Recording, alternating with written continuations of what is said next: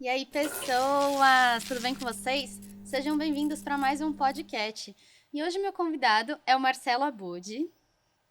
E, gente, ele foi meu professor na faculdade, então eu já peço licença poética para chamá-lo de professor às vezes, porque não vai ter jeito.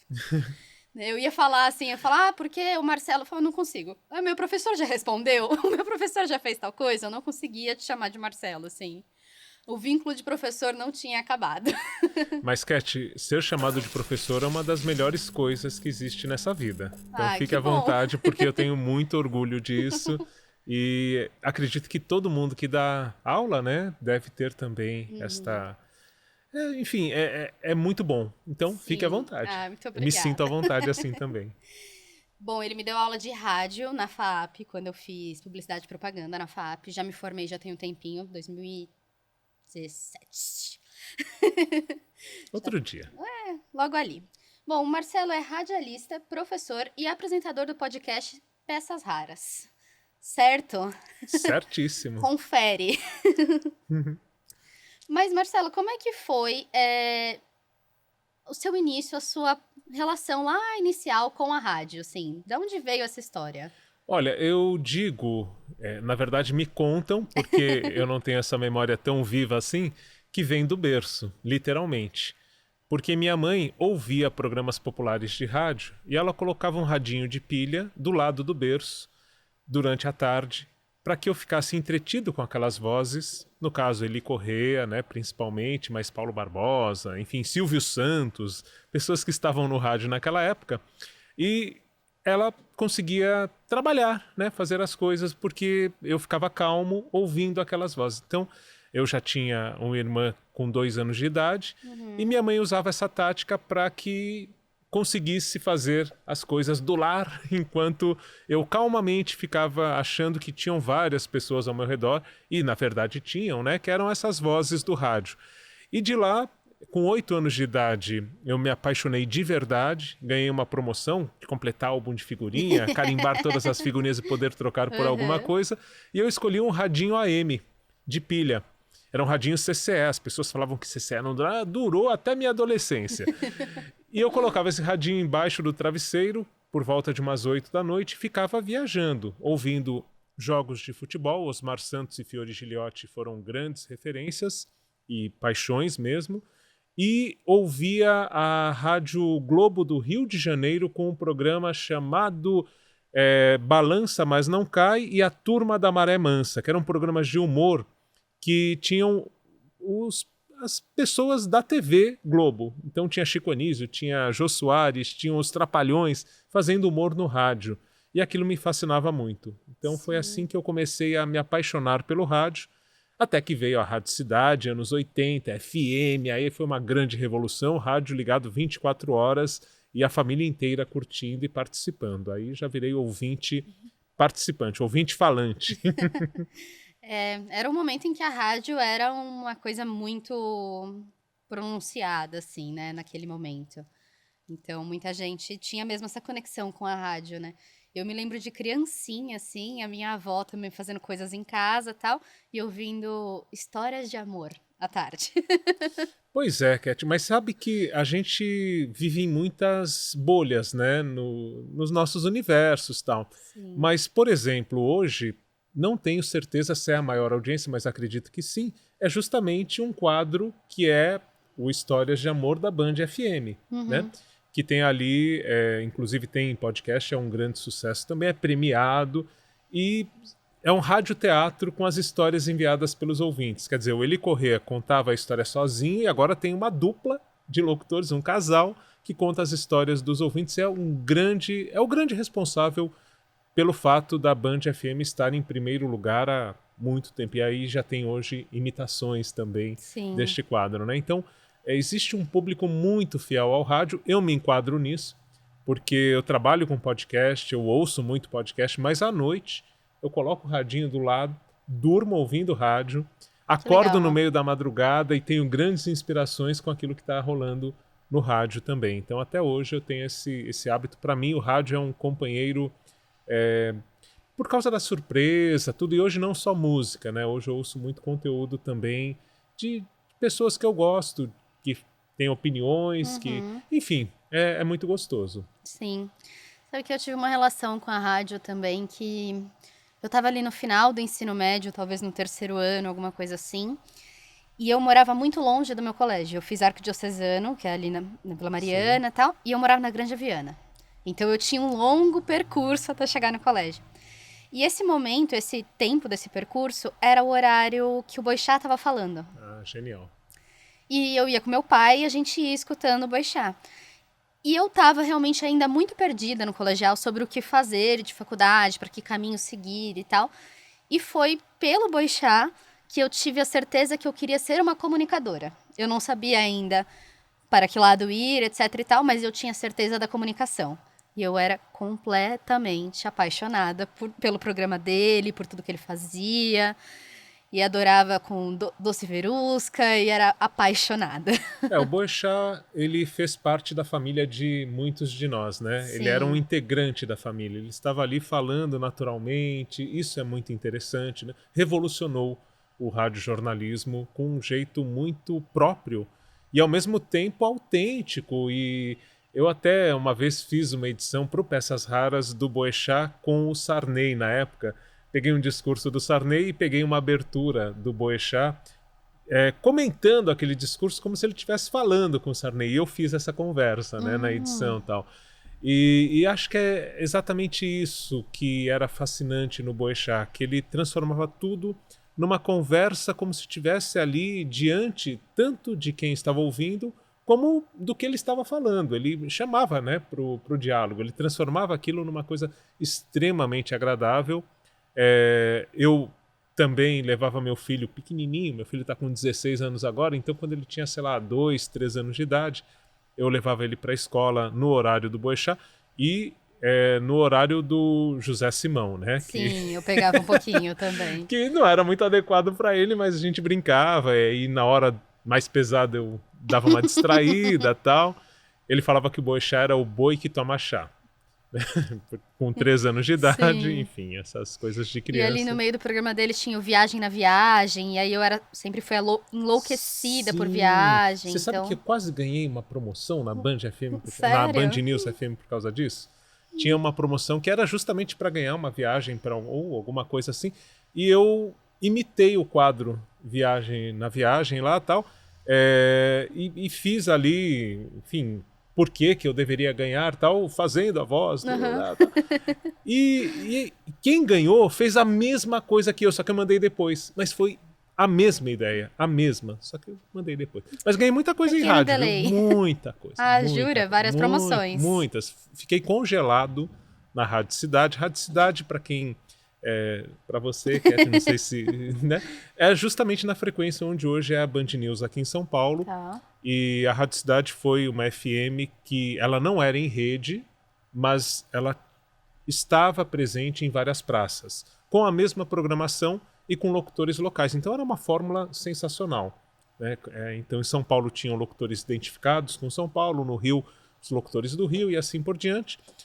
E a mesma programação, que era uma programação, passou por várias fases, começou pop, rock, depois virou uma emissora popular e assim foi se transformando, mas ficou dos anos 80 até 2000 e alguma coisa no ar e liderando a audiência em todo o Brasil, onde ela estava presente, né, nas praças todas e tal. E eu, como ouvinte, participava de todas as promoções, ganhei muitos ingressos de show, então Paralamas, Titãs, vi tudo isso, Guilherme Arantes, tudo que era show da época, a Rádio Cidade patrocinava e eu estava lá como ouvinte, né? E num período eu fiquei congelado, eu não podia mais participar das promoções, tinha que deixar outras pessoas participarem, porque todo dia... Chega de ganhar. Agora tinha um segredo, Cat. Eu sou da época do telefone de disco. Sim. Então, não eram teclas, eram... né, você discava ali e tal, e eu discava com 2 dedos. Então eu quebrava todos os telefones, depois de um mês eles quebravam, porque eu forçava. Eu estava discando lá o 2, o outro dedo já estava no 5, era 2526981, o número da cidade. Sabe o número de cor, gente. E quebrava o telefone, mas ganhava todas as promoções. Colocava minha mãe para participar, minha irmã, era uma festa. Eu imagino. Mas, e professor, como é que foi seu primeiro trabalho relacionado à rádio, assim? Como é que foi que isso começou? Eu, na verdade, fiz faculdade de publicidade e propaganda, fiz na Casper, e isso em 1990 que eu entrei na faculdade. E assim que eu entrei na faculdade, eu precisava arrumar um jeito de me manter na faculdade, né? E precisava de um estágio. Quando estava no limite, ou eu conseguia um estágio, ou eu tinha que trancar a faculdade, isso primeiro semestre. O limite estava bem O limite cedo, estava assim. ali, né? Aí apareceu no quadro da faculdade uma vaga para estágio na Rádio Gazeta, que é do grupo, né, da Casper Libero. E era uma vaga para jornalismo. Mas eu, cara de pau, apesar de tímido, eu cheguei e falei, vou ver o que dá, né? Fui lá, fiz o teste, tinha que fazer uma redação, enfim, era para rádio escuta, que melhor trabalho do mundo, eu ganhava para ouvir rádio, né? Tinha que ficar lá Já tirando as adorava notícias, isso, ouvir a né? concorrente e tal. Então eu fui lá, fiz o teste e apesar de não ser do curso de jornalismo, me aprovaram pela redação. E eu acabei ficando 2 anos e meio. Então comecei Legal. numa área que era realmente para jornalismo, foi muito bom. E depois eu acabei criando o departamento de divulgação da Rádio Gazeta. Então fazia um boletim semanal, levava em todos os veículos. Então ia na Globo, ia no SBT, ia na Veja, na época que tinha uma coluna de rádio. E eu levava o boletim que era feito com fotocópia, né, Xerox, enfim, para popularizar. E que a gente escrevia na máquina elétrica já, que era uma máquina elétrica só que tinha na rádio. Enfim, e levava isso no Jô Soares, em todos os lugares, para conseguir pauta para a Rádio Gazeta. E dava muito certo. Até uma das recomendações, vou falar aqui, não sei se eu posso ou não, Pode, fica à vontade. mas uma das recomendações que eu tive ao chegar na Rádio Gazeta era de não procurar 2 jornalistas, porque eles tinham passado por lá e não tinham saído da melhor forma. Acontece, né? E uma dessas jornalistas está na TV até hoje, está ligada aí a programas de fofoca e Tá por aí, gente. programas femininos e tal. E ela tinha uma coluna de rádio. Quem é da época já pegou a ligou, ideia, né? E falava, não procure, porque não sei se ela vai, né, receber muito bem o que é da Rádio Gazeta e tal. Eu, moleque, na faculdade, fui lá, levei o boletim. Ela não parava de publicar coisas da Rádio Gazeta. Então a gente conseguiu um super espaço com ela, com o Ferreira Neto, na época que tinha uma coluna também, e na Vejinha. Aí tem uma história muito legal, porque eu criei esse departamento e foi isso, na intuição, vendo que a Rádio Cultura já fazia, tinha um guia do ouvinte e tudo e tal, mas enfim, experimentando, né? E deu muito certo. E aí, com o tempo, entraram mais 3 pessoas para o departamento, então éramos em 4 estagiários. E uma dessas estagiárias, uma dessas Vai expor estagiárias, a pessoa. ela chegou e na primeira experiência, primeiro texto que ela teve que fazer, era de um programa que tocava músicas dos anos 30, 40 e 50. A gente está falando de 1930. Então, a gente está falando de Noel Rosa, Ari Barroso, né? Enfim, artistas daquele período. E essa minha amiga, ela ficou indignada quando ela pegou esses nomes, porque ela falou que falta de respeito, são sumidades da música brasileira e a gente fica tratando pelo apelido. E ela começou a tratar pelo nome que ela achava que era o daqueles artistas. Então, por exemplo, Noel Rosa, Ari Barroso, Noel virou Manuel Rosa, porque se é Noel é Manuel, claro. Ari Barroso, acho que ela colocou Ari de Barros, porque tinha alguma relação. E ela foi criando nomes para todos os artistas, né? Todo mundo que tinha ali um nome sugestivo, que poderia ser apelido, tal, ela colocou o que ela achava que era um nome do RG, né, daquele artista. Gente, isso foi para Vejinha, para Veja São Paulo, Aí eu posso falar o nome da jornalista, que foi a Inedina Quinelato, ela recebeu isso e, graças a Deus, ela recebia antes de todo mundo e era Ela leu. amiga, né, dos diretores, do Alberto Helena Júnior, que era o diretor da rádio, da Marcia Helene, que era a coordenadora, ligou e falou, olha, acho que estão passando algum trote aqui, porque eu recebi, né, um release da Rádio Gazeta, do programa Moraes que eu nunca ouvi Sarmento, falar na com vida. os nomes que não existem, né? Aí foi a nossa salvação, porque aquilo não foi adiante. Nossa, ainda bem, rolou um filtro ali, Mas né? a estagiária Imagina. continuou, ficou ali um tempão, e é uma grande amiga hoje também, desde a época da faculdade. Sim, sim. E aí você foi seguindo o seu caminho, trabalhando focado em rádio, foi isso? Eu, na verdade, eu fiz faculdade de publicidade e durante a faculdade eu acabei me envolvendo muito com a área de vídeo. Tá. Então tinha um programa na TV Cultura chamado Fanzine, que era apresentado pelo Marcelo Rubens Paiva, e lá era o nosso YouTube da época. Então eles davam 1 minuto diariamente para universitários produzirem um vídeo sobre o tema do programa.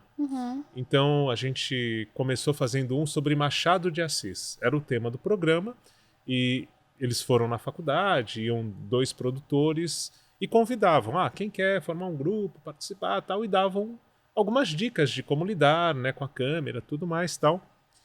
E aí nós formamos um grupo de 10 pessoas e dessas 10 pessoas foi afunilando até que virou uma dupla, eu e o Paulo Ceni, e nós criamos o Olho Cínico, inspirados pelo Olhar Eletrônico, que era do, né, Fernando Meirelles, o Marcelo Taz, que fazia o Ernesto Varela, que é um momento que aquilo me influenciou demais. Então nós, inspirados nesse nome, né, Olhar Eletrônico, pensamos Olho Cínico, porque a gente tinha o humor da TV Pirata, de repente, que era um programa debochado, né, tal, e ao mesmo tempo falava de maneira séria, tinha um olhar crítico para as coisas, que parecia olhar eletrônico, e cínico a gente achava que lembrava cênico, cinema, enfim. E a gente criou esse grupo. E dali a gente fez 10 vídeos pro fanzine, era para fazer um só, a gente fez 10, e com esses vídeos a gente preparou uma fita. Eu trabalhei no Telecurso 2000 também, fazendo tráfego de roteiro. Gente, então Telecurso 2000. Eu tava me arrumando pra escola, tava passando isso na TV. Muita história, Cat, nessa área de roteiro. Fiz roteiro do Cocoricó, no Jura? comecinho do Acho Cocoricó. que eu lembro de você contar isso na faculdade. Pois é, e as coisas foram acontecendo e assim, antes eu achava que em alguns momentos eu estava no lugar certo na hora certa. Hoje eu acho que eu estou em todo lugar o tempo todo, então às vezes eu estou no lugar certo na hora certa. Sim. E aconteceu isso com o roteiro. Então a gente ia na cara de pau com um trabalho que era extremamente debochado, irônico, criativo, mas que não tinha nada a ver, por exemplo, com um vídeo institucional para vender prédios ou apartamentos, né? Mas a gente ia nas produtoras.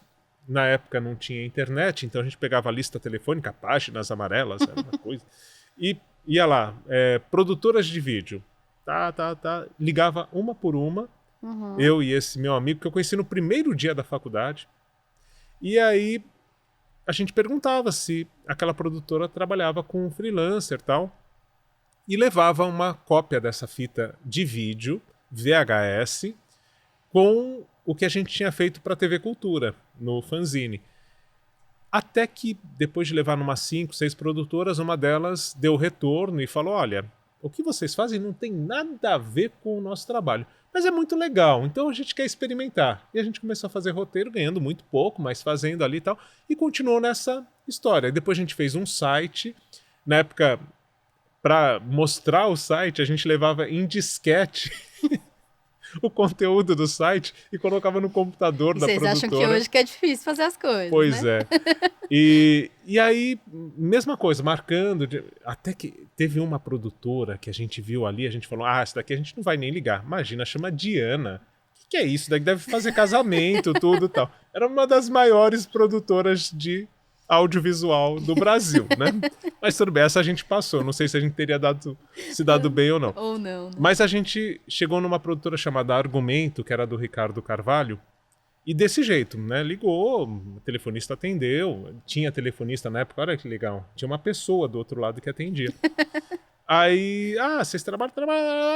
A gente levou essa fitinha de vídeo, levou lá o disquete com o site. E, de repente, quem veio falar comigo e com o Paulo Ceni foi o Carlão. Quem era Carlão? Vocês têm que falar com o Carlão. E o Carlão tinha sido diretor do Telecurso 2000. A hora que ele me viu, ele falou, não acredito, não sei o quê, tal. Me levou junto com o Toledo, Paulo Ceni, é Paulo César de Toledo Ceni, então às vezes falo Paulo Toledo, Paulo Ceni. Ele também é uma crise de identidade, um nome para fotografia, outro para vídeo, enfim. E aí a gente foi para a sala do Ricardo Carvalho. No primeiro dia, já nos serviram o uísque. Nós não tomamos, eu não bebi. Mas de lá a gente saiu com uma proposta de participar de uma concorrência. E a gente participou de uma concorrência, era para as loterias da Caixa, ganhamos a concorrência e passamos a fazer roteiros diariamente para a TV Bandeirantes, que tinha lá o resultado das loterias dentro do Esporte Total. E depois, à noite, no domingo, tinha a zebrinha das loterias da Caixa. Só que a zebrinha não era aquela do Fantástico. Era uma época que a zebrinha era uma mulher, era uma coisa bem machista.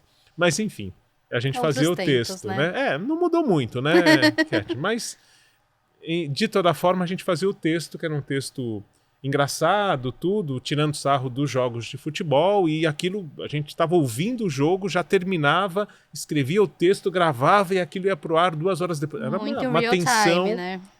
Você falou do Boechat, tinha muito essa coisa do motoboy, né, levando fita de um lado pro outro, levando material, no jornalismo é muito comum, e era bem esse ritmo, saía da produtora e o motoqueiro se arriscava para chegar no horário ali. Era domingo à noite, era menos tenso, mas não tinha farol, não tinha nada, né? Aliás, até hoje eles se arriscam demais, né, Cat? Mas pra fazer acontecer, né? Aí eu, trabalhando com roteiro de vídeo, me dei muito bem, ganhava muito, não soube muito o que fazer com esse dinheiro, mas enfim. e eu sempre tinha uma ideia de que eu queria um dia conseguir trabalhar com rádio fazendo aquilo que eu fazia em vídeo, ou seja, ganhar dinheiro fazendo roteiro, produzindo, pro áudio. E eu trabalhei em rádio, depois disso, trabalhei em rádio de shopping aqui em São Paulo, trabalhei em Sorocaba na Vanguarda FM, foi a primeira rádio, aí já trabalhei como locutor, operador, adorava tudo e tal. Mas, quando surgiu o podcast, em 2005, eu peguei uma matéria da revista Exame, li essa matéria e falava do Adam Curry e do Dave Winner, que eram os caras que nos Estados Unidos estavam fazendo essa brincadeira. E quando eu li aquilo, eu falei, peraí, rádio na internet com liberdade, sem pensar em duração, sem pensar em... Enfim, fazendo o que bem entendesse, eu resolvi criar. Na verdade, eu estava trabalhando com roteiro de vídeo para a DirecTV nessa época, e numa das gravações, uma pessoa do marketing, jovem, que estava na faculdade, tudo, chegou conversando nos bastidores e a gente pronunciou essa coisa do podcast. E ali rolou lá em 2005. Uma história. 2005, outubro de 2005. Tem gente que acha que é muito mais novo, né? Em outubro de 2005, então, nós fizemos o Sonicast, que era o podcast dos canais Sony. Que se as pessoas procurarem no Peças Raras, vai encontrar esse primeiro episódio, tudo tal, que era falando dos lançamentos das séries. Foi muito, muito, muito interessante. A gente não tinha um estúdio, eu estava nessa época com a minha namorada, que depois virou minha esposa, mãe do meu filho, hoje nós somos separados, mas nós criamos uma empresa de produção de podcasts. E foi uma loucura, Cat, porque aí um monte de radialista, eu tô falando isso do Maia, que hoje tá no 89, na época tava na Brasil 2000, o Maestro Billy do Luciano Huck, né, do programa do Luciano Huck e tal, esses caras vinham conversar comigo, procuravam para falar de podcast, pra gente trocar figurinha, alguns querendo saber o que era aquilo, né, os radialistas, Sim. E o Maestro Billy já fazendo podcast também, trocando figurinha. Então, foi alucinante, assim. Depois eu criei o Peças Raras, porque eu comecei a ser demandado para dar aula, workshop no Senac de podcast. Todo ano tinha uma turma. E eu não tinha o meu podcast, tinha o podcast dos clientes. Falei, tem que ter uma coisa minha para chegar e mostrar o jeito que eu acredito que dá para fazer sem nenhum policiamento, né, tal.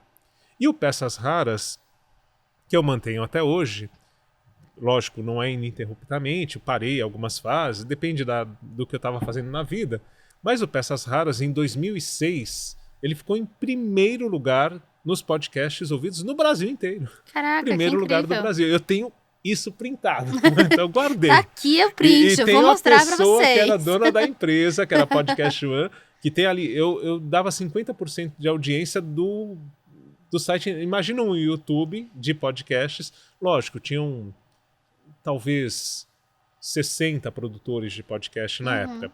Mas eu era responsável por 50% da audiência e os outros 59% pelos outros 50%. Então foi muito maluco. Aí essa empresa que era onde eu hospedava o podcast me procurou, a gente fez um plano comercial e a coisa foi acontecendo. Isso em 2006.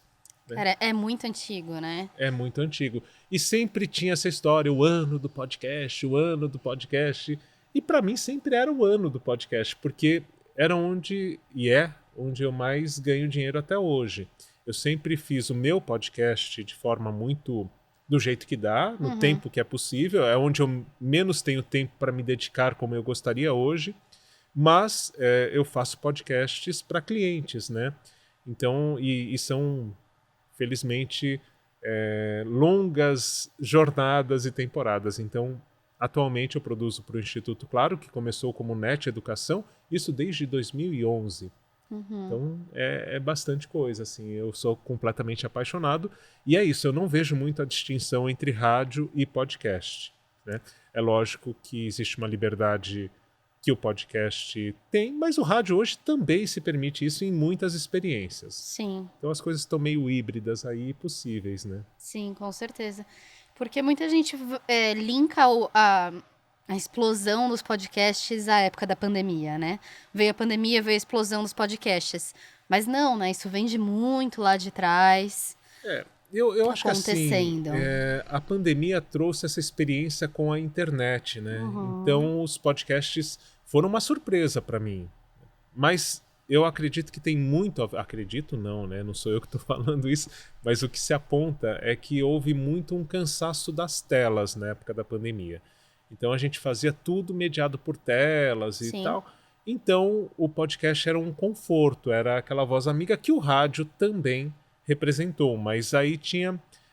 você podia escolher o seu amigo na hora que você queria. Seu tema, né? Você podia ir ali mais focado no que você queria. Essa identificação com as pessoas, com as vozes, né? Alguém que te acompanhasse na solidão ali. Então deu muito certo. E o fato de ter imagem, eu acho que não muda, porque o que as pessoas estão buscando é essa proximidade. O podcast, seja em vídeo ou em áudio. Eu tenho a experiência de produzir em vídeo alguns conteúdos, mas no meu caso, como eu venho muito dessa experiência do rádio e tal, meu público é um público da minha idade, né? Então eles veem um pouquinho o vídeo por curiosidade e continuam só no áudio. Sim. Então eu acho que isso é interessante também, essa opção, né? E agora com o YouTube entrando nessa seara, brigando com o Spotify de frente... A gente coisa... aqui tem...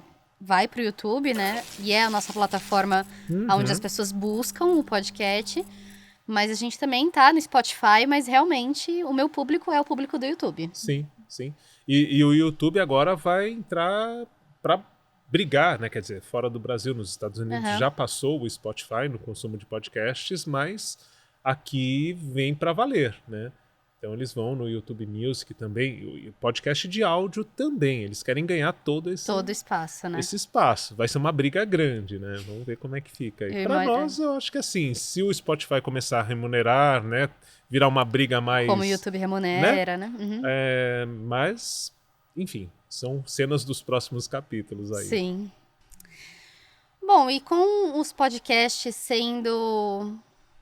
uma alternativa moderna das rádios, de você buscar aí o que você quer, ir pro caminho que você quer e tal. A rádio teve que se adaptar a novas tecnologias que surgiram depois dela, né? E o que você acha que aconteceu no momento em que os streamings de música apareceram em relação à rádio, assim? Houve um choque, houve uma adaptação? Então, Kat, eu acho que as rádios dormiram, né, durante muito tempo. E eu posso falar isso de carteirinha porque produzindo podcast eu levava para as rádios propostas de podcasts. Então procurei muitas. Uma delas, não vou falar exatamente qual é. Ah, eu vou falar. É a Mix FM. Então lá no comecinho, 2007 e tal. 2007 não. Por aí. Eu comecei a dar aula em 2003. Então eu estava na Unip, que é do mesmo grupo e tal. E eu preparei uma proposta que até hoje eu acho que é legal. Vou falar aqui porque aí se alguém quiser roubar Pega a já proposta. é minha. Mas Que procura era uma ele. coisa chamada Pod Mixar. E que a ideia era que tivesse as músicas que tocam na Mix FM no site, para que os ouvintes pudessem entrar, fazer a própria seleção, criar um bloco com aquelas músicas, ter um tutorial em vídeo ensinando, dando dicas de como usar o microfone, fazer uma locução e produzir um podcast com o conteúdo da Mix, com as vinhetas da Mix. Criar um bloco da Mix FM com a voz do ouvinte. E aquilo ficaria no site e aí as pessoas poderiam escolher as melhores sequências, né? E as 4 melhores iam ao ar uma vez por semana na Mix FM. E aí teria toda aquela questão da ação da cauda longa, né? Porque as pessoas entrariam no site, quem participasse ia mandar para os amigos iam curtir, aí um amigo que também achou legal ia fazer e aquilo ia infinitamente rodando. Ali, né? Isso alimentando o site da Mix FM. Isso eu estou falando de 2007. Não recebi resposta. E assim, o que acontece? Essas rádios, muitas eu ouvi isso claramente, né? Quando eu apresentava. Mas peraí, eu vou criar um podcast e vou tirar o meu ouvinte do rádio. E, né? Eu tive, quando o Peças Raras começou a acontecer, tal, tinham pessoas jovens que estavam em empresas que, por exemplo, a Motobras, que vende aparelhos de rádio, né? E como eu falava de programas de rádio antigos no Peças Raras, tocava lá trechos de programas dos anos 50, e esse jovem que estava na faculdade de comunicação falou, bom, vamos conversar aqui, de repente a Motobras poderia patrocinar o Peças Raras. Aí eu fui chamado ali para apresentar o que era o Peças Raras, diretoria ali da Motobras, né, que produz até hoje aparelhos de rádio que são os melhores no Brasil, tá. Ó, fiz a propaganda, hein? Depois, pega esse publi de graça depois aqui. Conta. E aí as pessoas ficaram olhando para mim, legal isso que você faz, bacana, mas onde que as pessoas vão ouvir? Na internet, né? Tem um podcast. Na internet? Não, mas assim, eu não condeno tanto porque a gente estava numa época de... Por que o podcast não aconteceu antes? Internet discada. Para ouvir podcast, sabe como é que era, Cat? Não. Você tinha que entrar pelo computador, ali no RSS, enfim, no XML, que eram os códigos dos podcasts. Você pegava o que você queria ouvir, baixava o episódio no computador, com internet discada. Então demorava um pouquinho esse processo aí. Demorava um pouquinho, ou muito.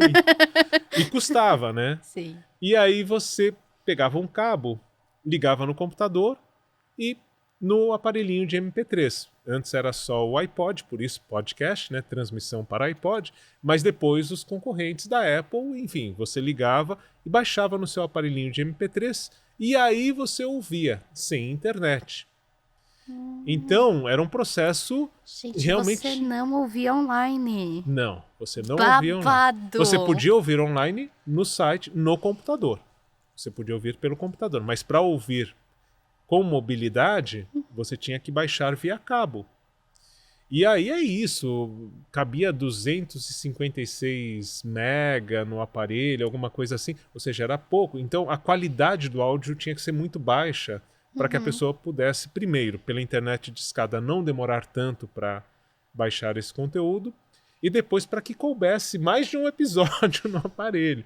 Então era assim, você alimentava o aparelho, apagava aqueles arquivos, colocava outros, e você ouvia podcast assim.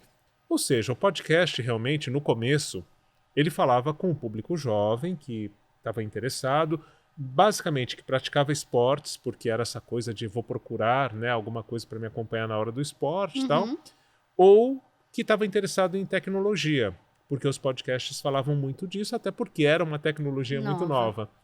Então, eu não condeno tanto as pessoas que não acreditavam, né? Eu ia muito na contramão, estava falando... eu falava muito com pessoas jovens no começo, em 2006, que descobriam o que acontecia bastante com Peças Raras, é de eu receber relatos muito emocionados de pessoas que ouviam ali, por exemplo, a Marlene ou a Emilinha, que tinham sido cantoras do rádio nos anos 50, rainhas do rádio e tal, e elas encontravam esse áudio no Peças Raras, original da época, né? Porque teve uma gravadora, a Collectors Editora, que resgatou tudo isso da Rádio Nacional, da Rádio Tupi, enfim. E aí elas ouviam isso e iam mostrar para a avó, para o avô. E aí era fascinante e vinham os relatos, né, de como tinha sido a reação dessas pessoas que tinham vivido a época. Recebia outros feedbacks de professores e professoras de comunicação que diziam, pô, coloquei um episódio sobre a Guerra dos Mundos do seu podcast ali e tal, apaguei as luzes, tinham 60 alunos na sala e todo mundo ficou quieto, ouvindo, fascinado e tal. Então era esse tipo de retorno que o Peças Raras trazia, né? Mas era difícil falar para uma empresa que tinha ali pessoas com mais idade, que ouviam rádio o tempo todo tal, que aquilo funcionava, que aquilo tinha um público, e tinha um público muito legal já. Mas era totalmente nichado, né? E que eu acho que é um grande segredo da internet. Eu acho curioso a internet brigar por uma audiência que antes era a televisão, o próprio rádio e tal, porque para mim o grande barato é encontrar o seu público ali bem segmentado, nichado mesmo, porque esse é o diferencial, né? Você falar com qualidade, você ter... Eu sinto muito isso por, enfim, eu produzir conteúdo para a internet e eu perceber que quanto mais eu nichei, mais eu fechei, falei, eu falo para essas pessoas aqui, mais eficiente foi. Sim, com certeza. Você encontra um público fiel, né? Que vai não só te acompanhar, mas participar, divulgar. Então às vezes alguém olha e fala, mas os números não são tão grandes, não tem milhões de seguidores. Sim, mas os que me seguem são muito fiéis ao que eu faço. É isso, é o que a gente precisa. Acho que comunicação é isso, Cat. Então, funciona muito, o podcast tem essa magia, hoje com o vídeo. Acho muito interessante esse cenário aqui que vocês criaram, porque também sai um pouco da questão do mesa cast, né? Tudo é uma mesa gigante, uma mesa que cabem 15 pessoas para 2. Enfim, é tudo uma ostentação, uma coisa assim, você tem que mostrar. Era algo que eu olhava quando a gente teve a ideia do podcast, eu olhava e falava, mas isso não é minha cara. Não minha tem cara né, uma cadeirinha trocando ideia com a pessoa, porque é uma conversa, né? Eu trago muita gente aqui que é a primeira vez num podcast e a pessoa é mais tímida e tal. Aí a pessoa fala, mas o que eu vou falar? Eu falo, fica calma, você vai conversar comigo, tá tudo certo. É isso, deixa que, né, toma uma aguinha e vamos em paz, que vai dar bom. É isso, muito legal, muito, muito bacana mesmo. Bom, professor, agora nós temos perguntas de seguidores. Uau! Quando eu vou gravar, eu não falo que é você, as pessoas não sabem que é você que tá aqui. Eu dou apenas algumas dicas de quem pode ser. Então, as pessoas só sabem que é você no dia que sai o episódio. Então, eu disse que você era radialista e tal, e eu recebi uma pergunta, que é, ele considera o Zé Paulo um dos maiores radialistas do Brasil? Uau, é alguém que me conhece bem. O Zé Paulo, eu tô imaginando o Zé Paulo de Andrade. Isso, eu confirmei com ele, chamei ele, falei, Zé Paulo de Andrade? Ele falou, isso. Eu falei, tá bom. Maravilha, porque tem o Zé Paulo do Na Geral, que também é ótimo, que tá aí, né, na ativa. O Zé Paulo foi uma das primeiras perdas durante a pandemia e de uma forma muito triste, porque realmente ele se isolou, ele não estava trabalhando, mas enfim, uma perda muito, muito grande. E sim, eu considero o Zé Paulo uma grande influência, inclusive para mim. E o Pulo do Gato, na Rádio Bandeirantes, que é um programa que existe há mais de 50 anos. O Zé Paulo não foi o primeiro apresentador, foi o Joia Júnior, mas uma semana depois o Joia Júnior falou, isso não é para mim. E o Zé Paulo começou a acordar de madrugada e fazer ali o Pulo do Gato. E essa inovação do jornalismo, era às 6 da manhã na época, hoje é às 5h30 que começa o programa. E que na época só tocava música sertaneja nesse horário. Então por isso o Pulo do Gato, né? E também pelo patrocinador, que era a pilha Evered, que era a pilha do gato. Então tem todo um projeto aí que foi muito eficiente e eu tive o prazer de conhecer pessoalmente o Zé Paulo, entrevistá-lo algumas vezes. Foi muito fascinante. E tem uma história curiosa, porque para quem é da minha idade, o Pulo do Gato, assim como a música da Jovem Pan, aquele Vambora, Vambora, e depois imagino que para você já a Band News, né, a CBN, enfim, são marcas sonoras que causam um certo trauma. Então ouvir aquele gatinho miando às 6 da manhã, às 5:30 da manhã e tal, era a hora que o pai acordava para fazer barba, né, ligava o rádio e você tinha que sair num dia frio ou enfim, do jeito chovendo, sair da sua caminha sair quentinha. da caminha quentinha para ir para a escola, né? E que tudo bem, a escola, eu gostava da escola, não tinha esse problema, mas não tão cedo, né? Aliás, até hoje é um crime começar às 7. Mas enfim, então, para muita gente é um trauma, que depois vai virando uma memória afetiva e tal. Para mim, o Pulo do Gato eu conheci com o meu tio, que curiosamente faleceu quase junto com o Zé Paulo de Andrade, também por causa de Covid. Logo no comecinho dessa história. Mas enfim, esse meu tio, ele levava a gente pra praia. E ele ouvindo no sábado de manhã, a gente indo pra praia, bem cedinho, o Pulo do Gato no carro. E pra mim, ouvir aquele gatinho era sinônimo de praia. Porque minha mãe não ouvia o Pulo do Gato. Minha mãe ouvia Zé Bétio, minha mãe ouvia Eli Corrêa, ouvia Paulo Lopes, e aí vai, os comunicadores populares, né? E o Zé Paulo de Andrade virou isso para mim, uma voz extremamente marcante, um comunicador muito especial mesmo, que valorizava o que fazia e que de repente para mim era sinônimo de praia, então tinha uma simpatia muito grande pelo Pulo do Gato, né? Acorda São Paulo do seu sono justo, é hora do pulo do gato. Aí vinha o gatinho, aí eu não vou fazer o gatinho. Mas era uma sensação boa, O pulo do então. gato era uma sensação muito boa. E assim, lógico, em termos de visão de mundo, tudo, há opiniões que ele emitia ali que eu não concordava e tudo bem. Né? A gente vivia um mundo que podia ter opiniões divergentes, isso era positivo, tá, gente? Não era um problema, só que a gente tinha argumentação para não concordar ou concordar com aquilo que era dito. E o Zé Paulo dizia, ele chegou a fazer rádio e televisão simultaneamente. E ele fazia uma espécie do SPTV da Bandeirantes, o programa que era local, o telejornal local, 7 horas da noite, e de manhã estava ali no Pulo do Gato e no Jornal Gente, junto com o Salomão Esper e com o Joelmir Betting, que foi um trio incrível também. E, segundo o Zé Paulo, quando ele estava no supermercado comprando alguma coisa, as pessoas o reconheciam pela voz, né? Ou quem via pela televisão, mas as pessoas iam falar com ele sobre algum comentário que ele tinha feito no rádio. E aí falavam, brigavam ou concordavam, tal, alguma coisa do rádio. E quando era para falar dele na televisão, falava, poxa, mas ontem você estava com o cabelo meio assim, meio assado, sua gravata estava torta, ninguém comentava o conteúdo, era só a forma. Então ele dizia dessa força do rádio, dessa força de, na época, não ter imagem, né? Porque hoje o Pulo do Gato tem imagem também, né? Mas está ali... As adaptações, né? Adaptações, mas a grande força do Pulo do Gato continua sendo pelo rádio. A Silvânia Alves, que era produtora desde, sei lá, anos 90, talvez, continua sendo hoje apresentadora e produtora do Pulo do Gato, né? E uma marca muito forte.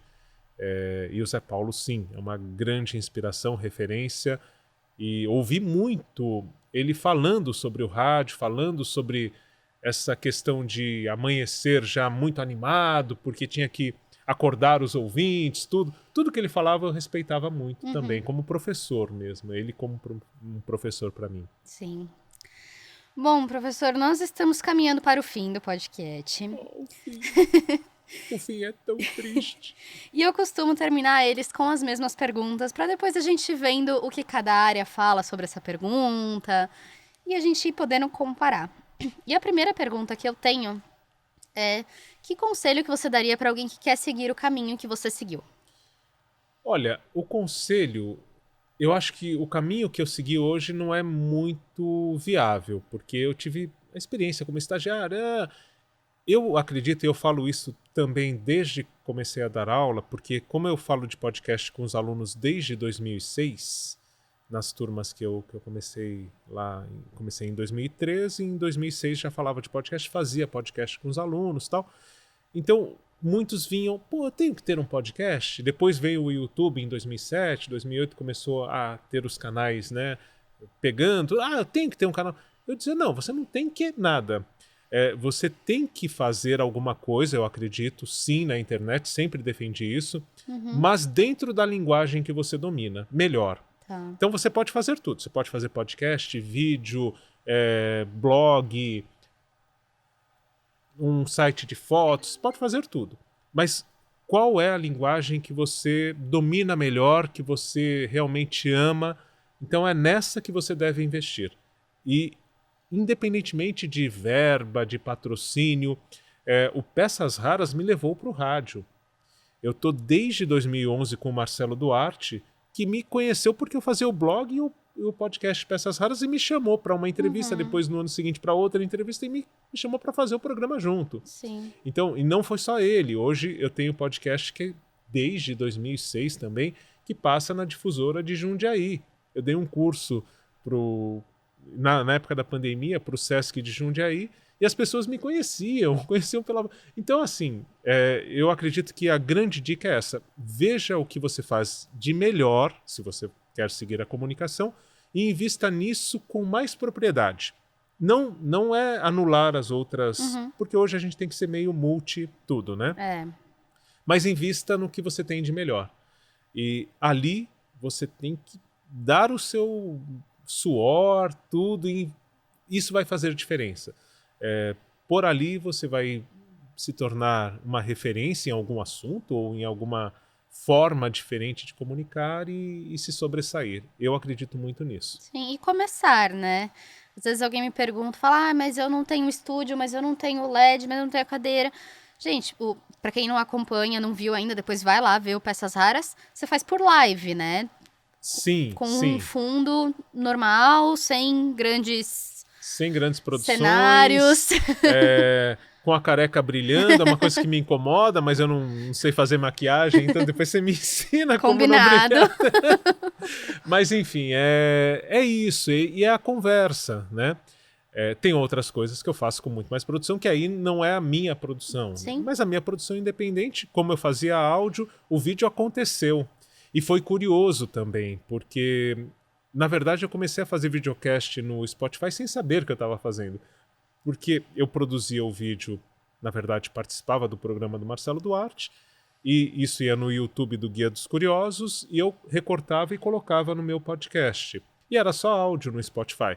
Só que, de repente, virou vídeo de uma semana para outra, e eu não sabia. E eu mandava o arquivo de MP4 e aquilo era convertido para MP3. Quando eu vi, eu tinha mandado um vídeo. Eu fui assim um dos começou. primeiros a fazer sem saber o que estava fazendo. E aumentou muito a audiência depois do vídeo. Ai, que legal. Triplicou, eu diria. É muito curioso isso. E não que as pessoas fiquem me vendo, porque também não vale muito. Mas elas me ouvem até o fim. Tá lá na métrica. A imagem por 6% do tempo. Tá, já sei o que vai ser isso mesmo. Agora vou só ouvir. Vou ouvir. Mas é muito legal. Certo. Bom, e agora eu queria te pedir uma indicação de alguém para vir aqui no podcast. Uau, uma indicação para vir aqui no podcast. Olha, eu vou indicar um radialista. Claro, justo. Vou indicar um radialista que foi uma... Quando eu falei que veio do berço, né, essa minha paixão, ele estava lá presente desde que eu nem sabia que eu ouvia rádio, nem sabia que ele estava no rádio, que é o Eli Correa, que continua fazendo a Carta da Saudade, que é um grande sucesso, às 2h da tarde. Hoje está na Rádio Capital, que já está em FM também, né? 87.5, para quem quiser ouvir no radinho, é muito legal. Mas está na internet, está nos aplicativos, enfim, Rádio Capital, Capital com você, na internet, tem hoje o YouTube transmitindo também, e tem uma grande audiência a hora do quadro, às 2h da tarde, e ele não aparece na hora do quadro. Ele faz todo o programa com a câmera, tudo e tal, na hora do quadro para ter uma privacidade, para conseguir se envolver com a leitura. Para quem não sabe, o Eli Correa, ele lê cartas hoje, e-mails enviados pelas ouvintes e pelos ouvintes, né? E que são histórias de vida, de alguém que marcou muito. Pode ser, estava falando de, não sei se eu posso dar spoiler aqui, mas, por exemplo, pode ser a história de um cachorrinho que, né, que foi muito marcante naquela família, tal. Então ele conta essa história de uma maneira super envolvente, com uma produção, com o roteiro, adaptando a carta que foi enviada. Isso desde faz quase 50 anos que ele faz isso diariamente. Tem pouca experiência no que faz, né, gente? E continua. E aí virou na internet, no YouTube tá super bem, né? Se você procurar Eli Corrêa Oficial, ele tá lá fazendo a Carta da Saudade e só com o áudio. Isso que é o fascinante, tendo uma audiência incrível. Então é um cara que eu acho que vale ouvir. Com certeza. Tem muita história e aquela história também de veio do interior para São Paulo sem saber no que ia dar, né, sem ter para onde ir, com a malinha nas costas. Teve um ultimato dos pais, era para ele vender sorvete porque não dava para ser radialista. E aconteceu, ele foi fazendo teste e virou. Hoje, acho que dos que estão vivos, né, é o que está há mais tempo fazendo programação popular com eficiência. Outro nome, só um segundo. Podemos, Salomão claro. Esper, que tem mais de 90 anos, e esse vale muito, super lúcido, para contar as histórias lá do começo do rádio. Uau. Vale muito também. Incrível, muito obrigada. Vamos tentar, gente, vamos tentar falar com eles. Tudo depende de agendas e acessibilidade e tal, mas a gente sempre tenta as indicações que trazem pra gente. E agora eu queria te pedir, na verdade, primeiro eu queria te explicar. Aqui no podcast a gente está formando uma playlist musical. Então, cada convidado que vem indica uma ou duas músicas aí. Tá virando uma coisa muito louca, né? Porque tem convidado de tudo que é área, de tudo que é jeito, idade, enfim. E cada um tá indicando sua música e essa tá virando a playlist do podcast. Uau. Então eu queria aí uma indicação de uma ou duas músicas que você queira que vá para a playlist. Bom, eu vou ser um pouquinho tendencioso. Eu produzo um artista há muito tempo. Fiquei muito emocionado esses dias, porque tem um grupo em uma rádio web, que hoje é um podcast, que é o Rádio Malavéia ali e tal. E aí a gente criou um grupo para as pessoas pedirem música cantando, meio como na Disney, né? E aí as pessoas mandam lá no WhatsApp e aí vem um senhor lá de Prado, na Bahia, e canta uma música desse meu amigo, que é um grande sucesso. Foi gravada em ritmo de forró, tudo essa música especificamente, que é Bela Atriz, mas não é essa que eu vou indicar. Uma indicação é Reinaldo Bessa, O Futuro Que Me Alcance. A música que dá nome ao novo trabalho dele, já é um cara que tem uma grande estrada, e nós fizemos um clipe, uma animação. Então, até se a pessoa quiser conferir no YouTube, tá correndo o mundo, a gente já está em 4 festivais. A Nath Grego, que foi aluna da FAP de animação, fez esse clipe, e é uma coisa estupenda. A gente tem conseguido muito destaque em festivais de animação. Então, O Futuro Que Me Alcance, a música é belíssima, uma poesia incrível, e o clipe, para quem quiser conferir a animação, é de outro planeta. Incrível. Né? Então, essa é uma música. E uma segunda, aí eu vou pegar... Tem uma música do Tim Maia chamada Leva, que as pessoas acham que é uma música romântica, eu também achava. Mas ela surgiu como tema de uma emissora de rádio, que hoje é a Band FM, na época era a Bandeirantes FM. E essa música é uma declaração de amor do rádio para quem ouve. Foi feita pelo Michael Sullivan, né, que é um dos maiores letristas do país em termos de sucesso, que hoje, inclusive, está gravando também, tem álbum, né, dele nas plataformas, ele, Michael Sullivan. Mas ele compôs como tema de fim de ano lá em 1980 para hoje Band FM e chama Leva, uma música do Tim Maia, que é muito tocada em rádios de MPB. E que agora a pessoa, prestando atenção, vai se ligar, quem ainda não percebeu, que é o rádio agradecendo a quem ouve. Então é muito bonita, é uma declaração de amor. Que legal, vou prestar atenção novamente na letra. É isso. Bom, e agora é um espaço para divulgação, para você poder divulgar seu Instagram, seus projetos, qualquer coisa que você fique à vontade aí de divulgar. Agradeço. Então, assim, Imagina. convido as pessoas a conhecerem o Peças Raras. Qualquer plataforma de vídeo, áudio, vai encontrar o Peças Raras. E ali é onde eu faço atualmente um quadro chamado #HojePod, falando de podcasts. Aliás, precisamos falar do podcast lá. Mas isso a gente combina daqui a pouco. Combinado. E ali eu converso com o Marcelo Duarte e tal sobre podcasts, né? Tem dicas, enfim, convido as pessoas a conhecerem o Peças Raras. E também, para quem tem interesse em educação e cidadania, e para manter a minha história ali, o Instituto Claro, que eu tenho entrevistado pessoas incríveis. Fiz a última entrevista, por exemplo, do... Meu Deus, eu vou esquecer o nome.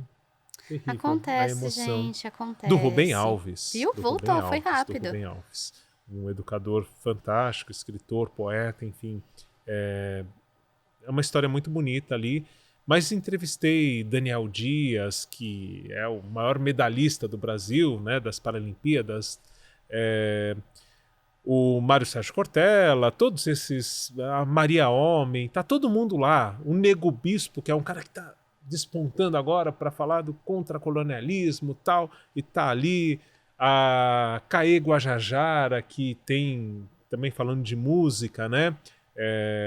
Uma rapper indígena muito bacana, e são áudios curtos de 8 minutos, dá para ter um panorama, são editados como no rádio de antigamente, então, enfim, convido para que as pessoas conheçam o Instituto Claro, também está no Spotify, tudo, dá para conferir. É isso. E o Instagram, Abud Marcelo. Abud Marcelo. Passando na tela, gente, todos os Instagrams do travou! Do Peças Raras. O dele, tá tudo passando na tela, gente, tudo assim, ó. Tudo rolando por aqui. É isso. Bom, professor, eu queria muito te agradecer por ter vindo, por ter aceitado o meu convite. Foi muito especial no dia que eu te mandei a mensagem e pedi se você pudesse assistir o podcast para dar sua opinião, porque fiquei tensa, confesso. Falei, gente, ele vai dar a opinião dele, e se não tiver, bom, entendeu? Eu tinha feito, 2 episódios. Mas fiquei muito feliz com o seu retorno, muito feliz com você ter aceitado vir aqui. Eu tenho ótimas lembranças da minha época de faculdade, e as suas aulas são uma delas, eu adorava. Muito obrigada. Cat, eu quero só terminar dizendo o seguinte, eu comecei falando que é um orgulho quando alguém me chama de professor, é uma grande satisfação, é uma das melhores coisas que pode acontecer. E, por outro lado, quero terminar dizendo que que dá sentido a eu ser professor é quando recebo um convite como esse de estar aqui, que é o que a gente percebe que semeou alguma coisinha e que está gerando frutos, e é muito emocionante hoje estar desse lado sendo entrevistado por você, de verdade. Muito obrigada mesmo por ter vindo, foi um enorme prazer. Bom, e a gente terminou mais um podcast, gente. Não deixa de ir lá conferir as redes sociais dele, de assistir o podcast, que vale muito a pena, eu garanto. E não deixa de me seguir em todas as redes sociais. É Cat Bonagura em tudo, no Insta, no TikTok e aqui. Eu espero muito que vocês tenham gostado. Um grande beijo e tchau!